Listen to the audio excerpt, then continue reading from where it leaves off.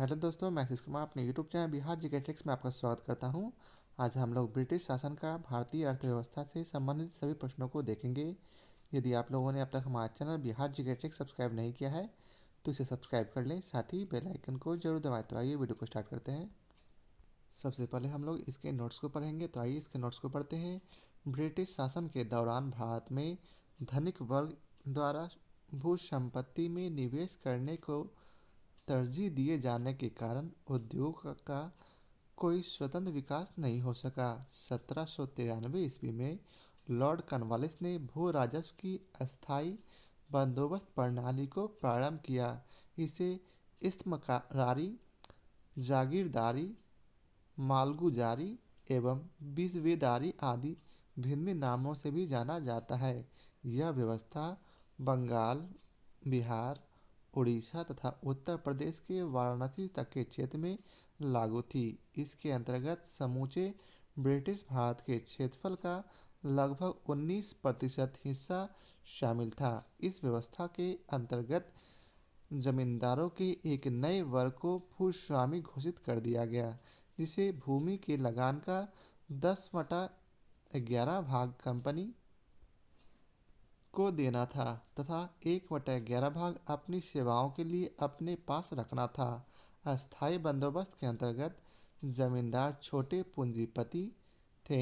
अस्थायी भूमि बंदोबस्त या जमींदारी प्रथा के बाद अंग्रेजों द्वारा भारत में भू राजस्व वसूली हेतु लागू की गई दूसरी व्यवस्था रैयतवाड़ी व्यवस्था थी। इस व्यवस्था के जन्मदाता टॉमस मुनरो और कैप्टन रीड थे तथा सर्वप्रथम इसे तमिलनाडु के बारामहल जिले में लागू किया गया। तत्पश्चात यह व्यवस्था मद्रास, बम्बई के कुछ हिस्से, पूर्वी बंगाल, असम तथा कुर्ग में लागू की गई। इस प्रथा के अंतर्गत रैयतों को भूमि के मालिकाना और कब्जादारी अधिकार दिए गए थे और प्रत्यक्ष रूप से या सीधे तथा व्यक्तिगत रूप से वे स्वयं सरकार को भू राजस्व का भुगतान करने के लिए उत्तरदायी थे। इस व्यवस्था के कृषक भू स्वामित्व की स्थापना की। इसके अंतर्गत कुल ब्रिटिश भारत के भू क्षेत्र का 51% हिस्सा शामिल था। इस व्यवस्था के अंतर्गत लगान की वसूली कठोरता से की जाती थी तथा लगान की दर भी काफ़ी ऊंची थी। आगे है महालवारी पद्धति में भू राजस्व व्यवस्था कृषक के साथ नहीं बल्कि प्रत्येक ग्राम अथवा महाल अर्थात जागीर का एक भाग के साथ स्थापित की जाती थी। इसके अंतर्गत यदि कोई व्यक्ति अपनी भूमि छोड़ देता था तो ग्राम समाज इन भूमि को संभाल लेता था।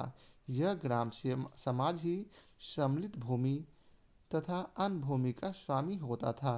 यह पद्धति उत्तर प्रदेश, मध्य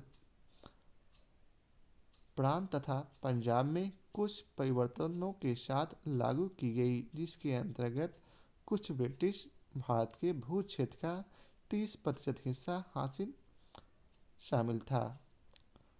औपनिवेशिक शासनकाल में भारत सरकार के गृह शुल्कों के तात्पर्य इंग्लैंड स्थित राज सचिव द्वारा भारत सरकार की ओर से किया गया व्यय था। इसमें शामिल थे भारतीय सार्वजनिक ऋण एवं रेलों पर लगाई गई पूंजी पर दिया गया ब्याज, भारत को दी गई सैनिक और अन्य सामग्री की लागत, भारत के कारण इंग्लैंड में दिए जाने वाले नागरिक और सैनिक शुल्क, इंग्लैंड में राज सचिव का सारा व्यय तथा भारत सरकार द्वारा यूरोपीय अफसरों को दिए जाने वाले भत्ते और पेंशन।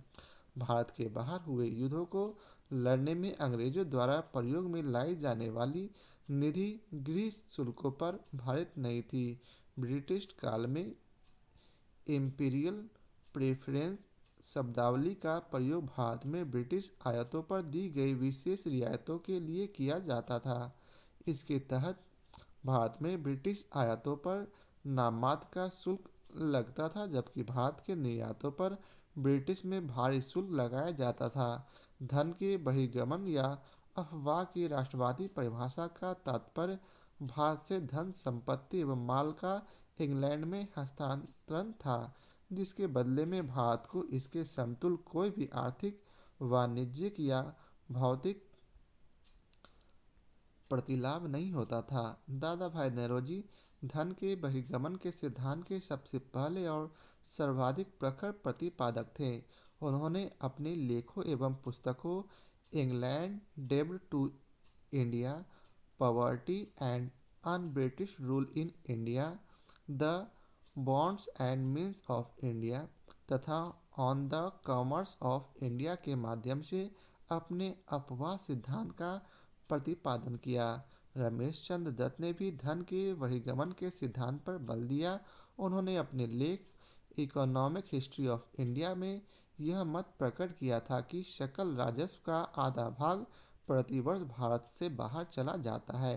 भारतीय राष्ट्र कांग्रेस ने 1896 ईस्वी में अपने कलकत्ता अधिवेशन में आधिकारिक तौर पर बहिर्गमन के सिद्धांत को स्वीकार किया और उस समय कांग्रेस ने घोषणा की कि देश में पड़ने वाले अकालों और लोगों की निर्धनता का कारण वर्षों से लगातार चल रहा धन का बहिर्गमन है।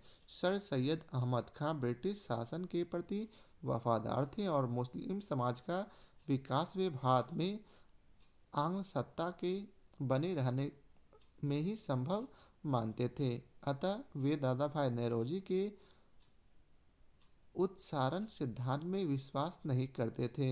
ब्रिटिश शासन के समय अर्थव्यवस्था को खोखले करने के सिद्धांत पर दादा भाई नौरोजी ने पुस्तक लिखी। दादा भाई ने अंग्रेजी राज की शोषण नीतियों का अनावरण किया और कहा कि यह राज भारत को दिन प्रतिदिन लूटने में लगा है, जिसके कारण भारत निर्धन देश बनता जा रहा है। इसके परिप्रेक्ष्य में ही उन्होंने अपने ट्रेन थ्योरी दी। दादा भाई नौरोजी ने 1865 ईस्वी में W.C. बनर्जी के साथ मिलकर लंदन इंडिया सोसाइटी का गठन किया, जिसका कार्य भारत के दुख दर्दों का प्रचार करना था। 1892 ईस्वी में लिबरल पार्टी के टिकट पर ब्रिटिश हाउस ऑफ कॉमन्स के लिए चुने जाने वाले वे पहले भारतीय थे। अब आइए चलते हैं प्रश्न कोश को देखते हैं। तो पहला प्रश्न है, भारत में उपनिवेशी शासनकाल में होम चार्जेज भारत से संपत्ति दोहन का महत्वपूर्ण अंग थे। निम्नलिखित में से कौन सी निधि या निधियां होम चार्जेज की संघटक थी? तो इसका सही उत्तर है बी, अर्थात केवल 1 और 2, अर्थात लंदन में इंडिया ऑफिस के भरण पोषण के लिए प्रयोग में लाई जाने वाली निधि, और 2 है भारत में कार्यरत अंग्रेज कर्मचारियों के वेतन तथा पेंशन देने हेतु प्रयोग में लाई जाने वाली निधि। अब आइए चलते हैं इसके विस्तार को पढ़ते हैं।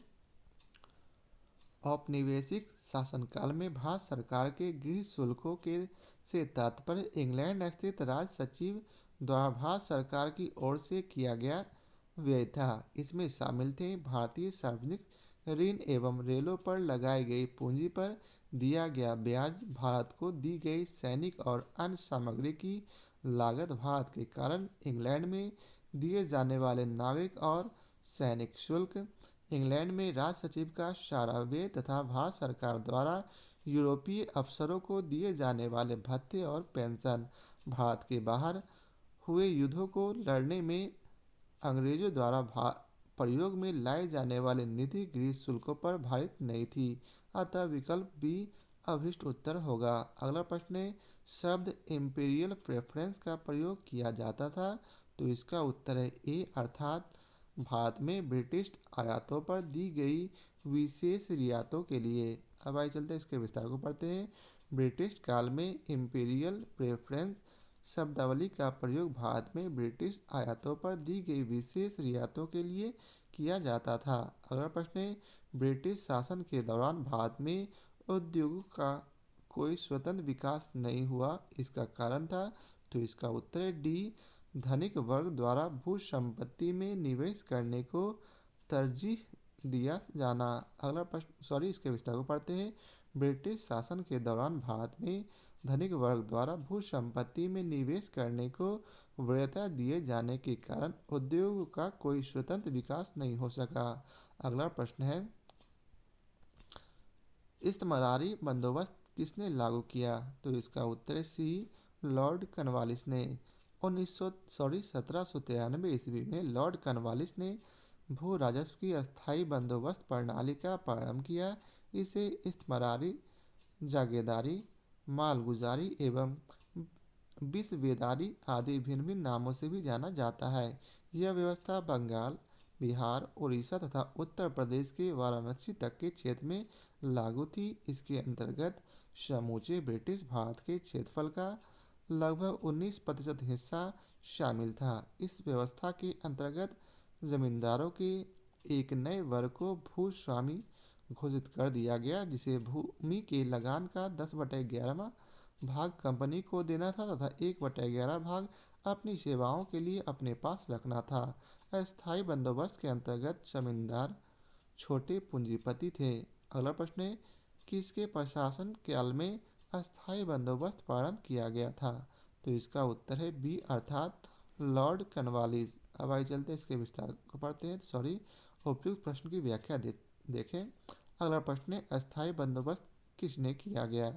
तो इसका उत्तर है ए, जमींदारों से। अगला प्रश्न है, अस्थायी बंदोबस्त किसके साथ किया गया? तो इसका उत्तर है ए, जमींदारों के साथ। अब आइए चलते हैं अगले पेज पर। तो अगला प्रश्न है, किस गवर्नर जनरल ने भारत में अस्थायी भू राजस्व व्यवस्था स्थापित की थी? तो इसका उत्तर है सी, लॉर्ड कॉर्नवालिस। अगला प्रश्न है, लॉर्ड कॉर्नवालिस का अस्थायी बंदोबस्त लागू किया गया?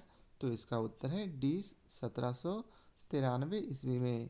अगला प्रश्न है, 1793 ईस्वी में लॉर्ड कॉर्नवालिस की भू व्यवस्था प्रणाली लागू होने के बाद कानूनी विवादों की प्रवृत्ति में बढ़ोतरी देखी गई थी। निम्नलिखित प्रावधानों में से किस एक को सामान्यतया इसके कारक के रूप में जोड़कर देखा जाता है? तो इसका उत्तर है डी, अर्थात उपयुक्त ए, बी तथा सी कथनों में से कोई भी सही नहीं है। अब आइए चलते हैं इसके विस्तार को पढ़ते हैं। 1793 ईस्वी में लॉर्ड कॉर्नवालिस द्वारा प्रारंभ अस्थायी बंदोबस्त वाली भू व्यवस्था प्रणाली में जमींदारों का भूमि पर वास्तविक अधिकार स्वीकृत कर लिया गया था, लेकिन जमींदारों का भू क्षेत्र निर्धारित नहीं था। लगान रहित अनुदान भूमि, चारागाह, पड़ती आदि भूमि निर्धारित न होने के कारण कानूनी विवाद बढ़े। जमींदार एवं कृषक के बीच अनेक मध्यस्थों के कारण भी विधिक वादों की संख्या में बढ़ोतरी हुई। स्पष्ट है कि अभिष्ट विकल्प डी होगा। अगला प्रश्न है, चिर अस्थायी बंदोबस्त 1793 के अंतर्गत जमींदारों से अपेक्षा की गई थी कि वे खेतिहरों को पट्टा जारी करेंगे। अनेक जमींदारों ने पट्टा जारी नहीं किया। इसका कारण था? तो इसका सही उत्तर है बी, अर्थात जमींदारों के ऊपर कोई सरकार नियंत्रण नहीं था। लॉर्ड कॉर्नवालिस ने 1793 ईस्वी में अस्थायी बंदोबस्त व्यवस्था लागू की। इसके तहत जमींदार जिन्हें भूस्वामी के रूप में मान्यता प्राप्त थी को अपने क्षेत्रों में भू राजस्व की वसूली कर उसका 1/11वां हिस्सा अपने पास रखना होता था और शेष हिस्सा कंपनी के पास जमा करना होता था। जमींदार काश्तकारों से मनचाहा लगान वसूल करता था और समय से लगान न देने वाले काश्तकारों से जमीन भी वापस छीन ली जाती थी। कुल मिलाकर काश्तकार पूरी तरह जमींदारों की दया पर निर्भर होता था। जमींदारों के ऊपर कोई सरकारी नियंत्रण नहीं था तथा इस कारण बहुत से मामलों में पट्टे जारी नहीं किए जाते थे। इसी के फलस्वरूप 1859 ईस्वी में रेंट अधिनियम पारित होने के 3 दशक पहले कुछ जिलों में और बंगाल बिहार सीमा के संथाल क्षेत्र के किसानों ने अपने परंपरागत अधिकारों की रक्षा के लिए हिंसा का सहारा लिया। अगला प्रश्न है, बिहार में परमानेंट सेटलमेंट लागू करने का कारण था? तो इसका उत्तर है सी, अर्थात भू राजस्व का राजस्व निर्णय करना। अब आइए चलते इसके विस्तार को पढ़ते हैं। लॉर्ड कॉर्नवालिस के समय भू राजस्व व्यवस्था आरंभ में 10 वर्षीय व्यवस्था के रूप में 1790 ईस्वी में लागू की गई थी, जो 22 मार्च 1793 ईस्वी को परमानेंट सेटलमेंट के रूप में स्थापित हुई। इस व्यवस्था को बिहार में लागू करने का मुख्य कारण कंपनी के लिए भू राजस्व की एक निश्चित राशि तय करना था। अगला प्रश्न है, रिक्त स्थान की पूर्ति करे। खाली स्थान में बंगाल और बिहार में भूमि पर किराएदारों के अधिकारों को बंगाल किराएदारी अधिनियम द्वारा दिया गया था। तो इसका उत्तर है ए 1885। अब आइए चलते इसके विस्तार को देखते हैं। 1793 ईस्वी में लॉर्ड कॉर्नवालिस द्वारा अस्थायी बंदोबस्त को लागू किया गया, जिसने जमींदारों को कई अधिकार प्रदान किए। 19वीं शताब्दी तक आते आते भूमि की मांग बढ़ने लगी और भूमि मालिकों ने किराए में बढ़ोतरी की। इस समय किसानों के विद्रोह का था यह समय किसानों के विद्रोह का था। इसी बीच बंगाल सरकार ने बंगाल एवं बिहार में बंगाल किराएदारी अधिनियम 1885 को लागू किया, जिसमें भूमि मालिकों और किराएदारों के अधिकारों को परिभाषित किया गया। अब आइए चलते हैं अगले प्रश्न पर। तो अगला प्रश्न है, निम्नलिखित में से कौन ब्रिटिश शासन के दौरान भारत में रैयतवारी बंदोबस्त के प्रारंभ किए जाने से संबद्ध था? तो इसका उत्तर है सी अर्थात केवल 2 और 3 अर्थात अलेक्जेंडर रीड और टॉमस मुनरो। रैयतवारी बंदोबस्त अंग्रेजों द्वारा भारत में भू राजस्व वसूली हेतु लागू की गई एक प्रणाली थी। अलेक्जेंडर रीड ने मद्रास प्रेसिडेंसी में सर्वप्रथम 1792 ईस्वी में तमिलनाडु के बारामहल क्षेत्र में रैयतवारी व्यवस्था लागू की। टॉमस मुनरो ने 1809 ईस्वी में कुछ क्षेत्रों में इसको लागू किया। 1820 ईस्वी में मद्रास का गवर्नर बनने पर उसने इसे मद्रास में लागू किया। मुनरो के शिष्य एल्फिंस्टन ने इसे बॉम्बे प्रेसिडेंसी में लागू किया। संपूर्ण ब्रिटिश भारत में 51% क्षेत्र में यह व्यवस्था लागू की गई थी। इस व्यवस्था के अंतर्गत रैयतों को भूमि का मालिकाना हक दिया गया, जिसके द्वारा ये प्रत्यक्ष रूप से सीधे या व्यक्तिगत रूप से भू राजस्व अदा करने के लिए उत्तरदायी थे। 1836 ईस्वी के बाद विनगेट और गोल्डस्मिथ द्वारा इस व्यवस्था में सुधार किए गए। अगला प्रश्न है, सर टॉमस मुनरो भू राजस्व बंदोबस्त से संबंधित है? तो इसका उत्तर है सी रैयतवारी बंदोबस्त। अगला प्रश्न है, ब्रिटिश व्यवस्था में रैयतवारी भू राजस्व संग्रह प्रचलित था? तो इसका उत्तर है सी और डी अर्थात पश्चिम भारत में और दक्षिण भारत में। अगला प्रश्न है, मद्रास में रैयतवारी व्यवस्था से कौन संबंधित रहा था? तो इसका उत्तर है सी मुनरो। अगला प्रश्न है, रैयतवारी प्रथा प्रारंभ की थी? तो इसका उत्तर है ए टॉमस मुनरो। अगला प्रश्न है, अंग्रेजों ने रैयतवारी बंदोबस्त कहाँ लागू किया था? तो इसका उत्तर है डी अर्थात मद्रास और बम्बई प्रेसिडेंसी। अगला प्रश्न है, अंग्रेजों ने रैयतवारी व्यवस्था सर्वप्रथम आरंभ की थी? तो इसका उत्तर है डी मद्रास प्रेसिडेंसी में। अगला प्रश्न है, रैयतवारी बंदोबस्त के संदर्भ में निम्नलिखित कथनों पर विचार कीजिए। तो इसका सही उत्तर है सी अर्थात इसका 1, 2 और 3 तीनों सही है। तो आइए चलते हैं इसके विस्तार को पढ़ते हैं। दक्षिण भारत में उत्तर भारत की तरह बड़े बड़े भूखंडों एवं बड़े जमींदारों के अभाव में रैयतवारी व्यवस्था को लागू किया गया। इस व्यवस्था का सूत्रपात कैप्टन रीड और टॉमस मुनरो ने किया था। रैयतवारी व्यवस्था के तहत किसानों को अपनी जमीन का मालिक माना जाता था, जो सीधे सरकार को कर देते थे। कर का निर्धारण भूमि का सर्वेक्षण करने के बाद किया जाता था। भूमि सर्वेक्षण के बाद लगान के लिए किसान और सरकार के बीच एक समझौता होता था। किसान की सहमति के बाद उसे पट्टा दिया जाता था, जो भूमि पर उसकी निजी संपत्ति का प्रमाण होता था। अगला प्रश्न है, वह प्रथा जिसके तहत किसान स्वयं भूमि का मालिक होता था और सरकार को भू राजस्व के भुगतान के लिए जिम्मेदार माना जाता है? तो उसका उत्तर है बी रैयतवारी प्रथा। रैयतवारी प्रथा के अंतर्गत किसान स्वयं भूमि का मालिक होता है और सरकार को भू राजस्व के भुगतान के लिए जिम्मेदार माना जाता है। अगला प्रश्न है, असम में सर्वप्रथम चाय कंपनी की स्थापना कब हुई थी? तो इसका उत्तर है सी 1839 ईस्वी में। असम में सर्वप्रथम चाय कंपनी की स्थापना 1839 ईस्वी में हुई थी। यह कंपनी 5 लाख रुपए की पूंजी के साथ इंग्लैंड में स्थापित की गई थी तथा नजीरा असम में इस कंपनी का मुख्यालय था। द असम कंपनी भारत की सबसे पुरानी व्यावसायिक चाय कंपनी जो वर्तमान में भी कार्यरत है। अब आइए चलते हैं अगले प्रश्न पर। तो अगला प्रश्न है, दादा भाई नौरोजी द्वारा प्रतिपादित अफवाह सिद्धांत की सही परिभाषा नीचे के किस कथन में आती है? तो इसका उत्तर है बी, भारत की राष्ट्रीय संपदा का एक भाग अथवा कुल वार्षिक उत्पाद ब्रिटिश को निर्यात कर दिया जाता था, जिसके लिए भारत को कोई वास्तविक प्रतिफल नहीं मिलता था। अब आइए चलते हैं इसके विस्तार को पढ़ते हैं।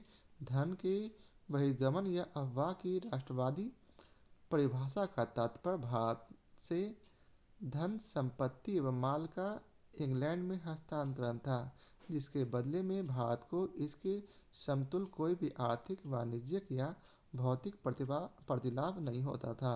अफवाह सिद्धांत के तहत इसी अप्रतिफलित निर्यात पर बल दिया गया।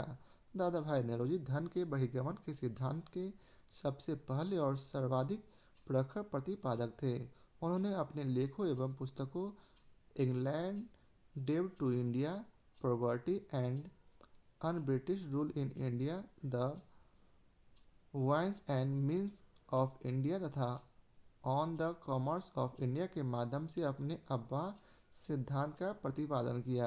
अब आइए चलते हैं अगले प्रश्न पर। तो अगला प्रश्न है,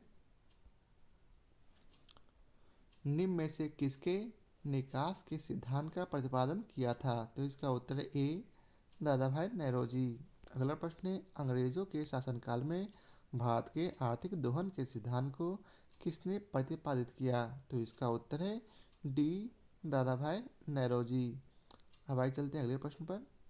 तो अगला प्रश्न है, निम्नलिखित कथनों पर विचार कीजिए तथा उसके नीचे दिए गए कूट से सही उत्तर का चयन कीजिए। अभी कथन ए है, ब्रिटिश काल में समांतर भारत का व्यापार संतुलन अनुकूल था। और कथन आर है, धन की निकासी का स्वरूप अप्रतिफलित निर्यात था। तो इसका सही उत्तर ए अर्थात कथन तथा आर दोनों सही है तथा आर एक की सही व्याख्या करता है। अब आइए चलते इसके विस्तार को पढ़ते हैं।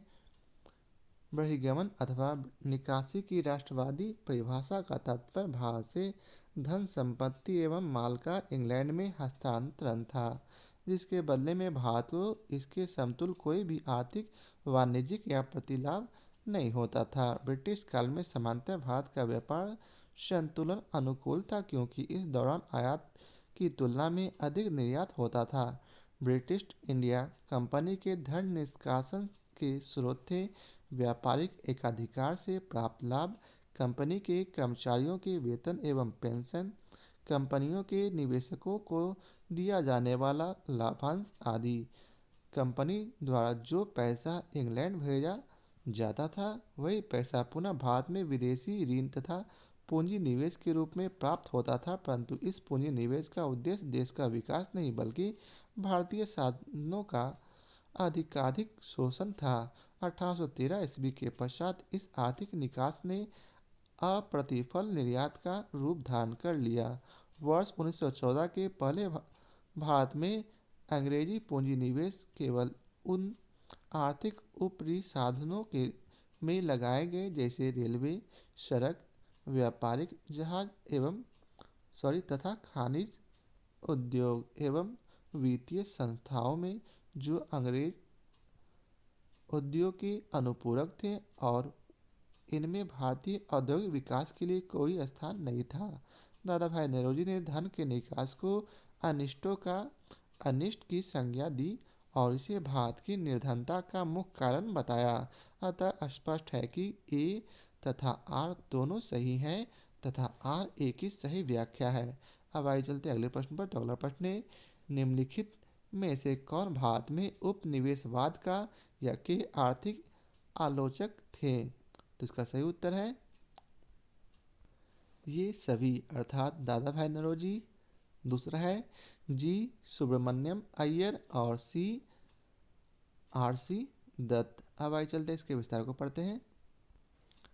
1870 से 1905 ईस्वी के बीच बहुत से भारतीय बुद्धिजीवियों ने ब्रिटिश शासन के आर्थिक पहलू को विश्लेषित किया। इसमें 3 लोगों का योगदान सबसे महत्वपूर्ण रहा था। वे थे दादा भाई नौरोजी, महादेव गोविंद रानडे और तीसरा ICS अधिकारी रमेश चंद्र दत्ता, इन्होंने भारत के आर्थिक इतिहास लिखा। इन तीनों के अतिरिक्त जीवी जोशी, जी सुब्रमण्यम अय्यर, गोपाल कृष्ण गोखले, पृथ्वी चंद्र राय समेत अनेक राजनीतिक कार्यकर्ताओं और पत्रकारों ने तत्कालीन अर्थव्यवस्था के हर पहलू का गहराई से विश्लेषण किया। ये लोग इस निष्कर्ष पर पहुंचे कि भारत के आर्थिक विकास के रास्ते में सबसे बड़ी बाधा उपनिवेशवाद ही है। अगला प्रश्न है, निम्नलिखित में से कौन दादा भाई नौरोजी के उत्सारण सिद्धांत अर्थात ड्रेन थ्योरी में विश्वास नहीं करता था? तो इसका उत्तर है डी सर सैयद अहमद खां। सर सैयद अहमद खां ब्रिटिश शासन के प्रति वफादार थे और मुस्लिम समाज का विकास वे भारत में आंग्ल सत्ता के बने रहने में ही संभव मानते थे। अतः वे दादा भाई नौरोजी के उत्सारण सिद्धांत में विश्वास नहीं करते थे। अगला प्रश्न है, poverty and the on British rule in India नामक पुस्तक किसने लिखी? तो इसका उत्तर है डी दादा भाई नौरोजी। दादा भाई नौरोजी ने 1865 ईस्वी में WC बनर्जी के साथ मिलकर लंदन इंडिया सोसाइटी का गठन किया, जिसका कार्य भारत के दुख दर्दों का प्रचार करना था। 1892 ईस्वी में लिबरल पार्टी के टिकट पर ब्रिटिश हाउस ऑफ कॉमन्स के लिए चुने जाने वाले वे पहले भारतीय थे। दादा भाई नौरोजी ने अपनी पुस्तक property and un British rule in India में स्पष्ट रूप से ब्रिटिश शासन के दौरान भारत की आर्थिक दुर्व्यवस्था पर प्रकाश डाला तथा धन के बहिर्गमन अथवा धन के निकास सिद्धांत का सर्वप्रथम प्रतिपादन किया। अब आइए चलते अगले प्रश्न पर। तो अगला प्रश्न है, ब्रिटिश हाउस ऑफ कॉमन्स में चुने जाने वाले दादा भाई नौरोजी प्रथम भारतीय थे जिन्होंने इस दल में टिकट पर चुनाव लड़ा। तो इसका उत्तर है ए उदारवादी दल। अगला प्रश्न है, ब्रिटिश शासन के समय अर्थव्यवस्था को खोखला करने के सिद्धांत के बारे में पुस्तक किसने लिखी थी? तो इसका उत्तर है डी दादा भाई नौरोजी। ब्रिटिश शासन के समय अर्थव्यवस्था को खोखला करने के सिद्धांत पर दादा भाई नौरोजी ने पुस्तक लिखी। अगला प्रश्न है, अनुद्योगीकरण के संदर्भ में निम्नलिखित में से कौन सा कथन सही है? तो इसका उत्तर सी अर्थात 1 तथा 2 दोनों सही है। अर्थात 1, यह प्रक्रिया 1813 में प्रारंभ हुआ और 2 है, ईस्ट इंडिया कंपनी के व्यापारिक एकाधिकारों की समाप्ति ने इस प्रक्रिया को तेज किया। अब आइए चलते हैं इसके विस्तार को पढ़ते हैं। भारत में अनुद्योगीकरण की प्रक्रिया 1813 ईस्वी के चार्टर एक्ट द्वारा कंपनी का भारतीय व्यापार का एकाधिकार समाप्त करने से शुरू हुई। इससे ब्रिटेन की समस्त प्रजा को पूर्वी विश्व के साथ व्यापार की अनुमति प्राप्त हो गई। यह औद्योगिक क्रांति को विस्तार देने के लिए किया गया था। इससे भारत ब्रिटिश उत्पादों का बाजार बन गया। अगला प्रश्न है, निम्नलिखित कथनों पर विचार कीजिए। दादा भाई नौरोजी की भारतीय राष्ट्रीय आंदोलन को सर्वाधिक प्रभावी देन थी की? तो इसका उत्तर है केवल एक सही है। अर्थात उन्होंने इस बात को अभिव्यक्त किया कि ब्रिटेन भारत का आर्थिक शोषण कर रहा है। अब आइए चलते इसके विस्तार को पढ़ते हैं। दादा भाई नौरोजी आधुनिक भारत के प्रथम ऐसे राष्ट्रवादी नेता थे जिन्होंने गहरे शोध और विश्लेषण के बल पर यह सिद्ध किया कि ब्रिटेन भारत का आर्थिक शोषण कर रहा है और प्रतिवर्ष एक निश्चित रकम इंग्लैंड ले आई जा रही है। इसके परिप्रेक्ष्य में ही उन्होंने अपनी इकोनॉमिक्स थ्योरी दी। अगला प्रश्न है, किसने यह विचार किया था कि भारत में ब्रिटिश आर्थिक नीति घिनौनी है? तो इसका उत्तर है सी कार्ल मार्क्स। कार्ल मार्क्स ने यह विचार व्यक्त किया था कि ब्रिटिश आर्थिक नीति घिनौनी है। अंग्रेजी हस्तक्षेप से सूत काटने वाला तो लंकाशायर में रहता है, तंतुवाय बंगाल और उसका आर्थिक आधार समाप्त होने के कारण लगभग लुप्त हो गया है। लाखों चरखों और हथकरघों ने असंख्य काटने वालों बुनकरों को जन्म दिया तथा वे काम समाज के केंद्र बिंदु बने रहे थे, किंतु अब इस देश में सूती वस्त्र की मानो बाढ़ आ गई है। अगला प्रश्न है, दक्षिण भारत में सिंचाई व्यवस्था का अग्रदूत किसे माना जाता है? तो इसका उत्तर है A sir Arthur Cotton. Sir Arthur Cotton ब्रिटिश सिंचाई अभियंता थे। उन्होंने दक्षिण भारतीय राज्यों की सिंचाई व्यवस्था हेतु उल्लेखनीय कार्य किया, इसलिए सर आर्थर कॉटन को दक्षिण भारत में सिंचाई व्यवस्था का अग्रदूत माना जाता है। अगला प्रश्न है, आर्थिक तौर पर 19वीं शताब्दी में भारत पर अंग्रेजी शासन का एक परिणाम था। तो इसका उत्तर है सी, अर्थात भारतीय कृषि का वाणिज्यिकीकरण। तो यह आज के वीडियो और साथ ही साथ इस चैप्टर का आखिरी प्रश्न था। आशा करता हूँ आप लोगों को हमारा यह वीडियो पसंद आया हो। यदि आप लोगों को हमारा यह वीडियो पसंद आया हो तो इसे लाइक और शेयर जरूर करें। फिर मिलते हैं नए चैप्टर के साथ। आज के लिए बहुत बहुत धन्यवाद।